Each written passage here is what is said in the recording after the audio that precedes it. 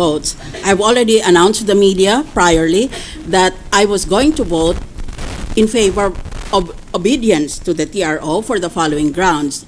Now I will try to summarize them very quickly. Under law, there is such a thing as a last clear chance doctrine. If both parties are at fault, perhaps in an automobile collision, but one party had the last clear chance to avoid the collision but did not take that chance, then he is the one who is at fault. Today, we have a TRO issued by the Supreme Court against the impeachment court. The Supreme Court is what its name implies, the Supreme Court.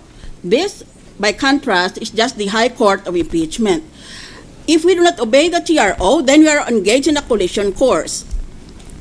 And it is now for the Senate to avail of the last clear chance to avoid a collision, which will naturally result in a constitutional collision. That is the first argument. The second argument is this. Under the 1987 Constitution, the Supreme Court is vested with judicial power. There are two components of judicial power. One is the power to decide justiciable issues.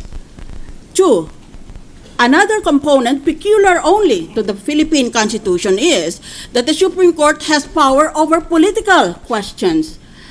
In that manner, therefore, the 1987 Constitution has already abolished the political question doctrine, which is still observed in other democracies like ours, particularly in the United States. So, if that is the case, then the Supreme Court has a more comprehensive extent of judicial power than that possessed by the United States Supreme Court because of this constitutional provision.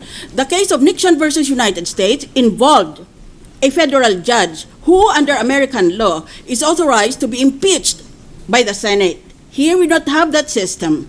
Therefore, the ruling in U.S. versus Nixon does not apply to the Philippine jurisdiction. It is, of course, a valid decision to be cited in American law, but not in Philippine law because of our constitutional provision is markedly different.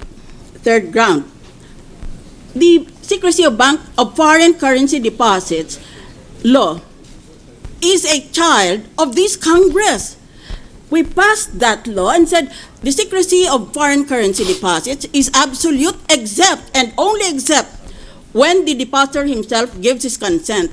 We made that condition sole, alone, and by itself. We made that law.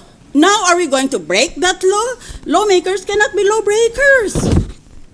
Fourth ground, the theory of checks and balances prohibits this impeachment court from claiming an exception unto itself. Under the theory of separation of powers, there are three branches of our government, as enumerated in our Constitution. There is no specific provision in the Constitution that our governmental system is divided into three branches, but you can imply it from the fact that there are three separate and successive articles in our Constitution headed with the titles, the legislative branch, the executive branch, and then the judicial branch. So by implication, we imply that our government has three branches. Now, under the system of checks and balances of a tripartite system of government, each branch has power to check or to modify the actions of other branches. That is the system of checks and balances.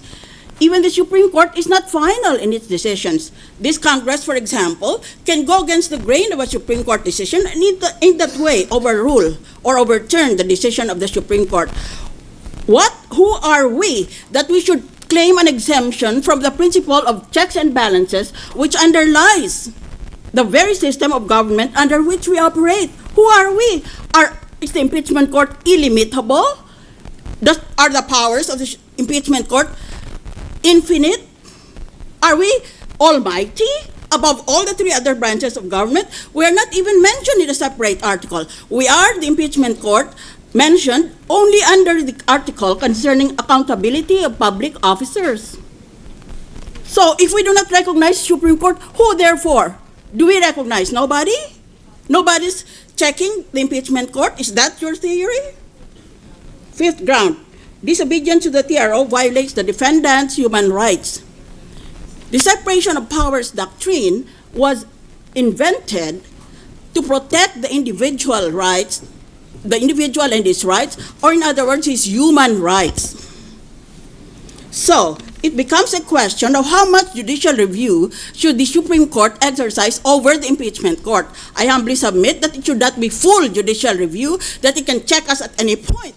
Those are the nightmares of someone who is not educated in the democratic process. I humbly submit that the Supreme Court has the power to exercise the most minimum judicial review. Who decides what is the most minimum judicial review? The impeachment court. Finally, sixth ground. In at least two previous cases, the Supreme Court has already ruled it has power of judicial review over impeachment cases. These are the two cases of Francisco V. Nagmamalasakit, decided in 2003, and this very new case of Gutierrez versus House of Representatives. If that is the case, then we follow judicial precedent. It is already a standing rule in law. Thank you. Majority Floor Leader. Thank you, Mr. President. Senator Jing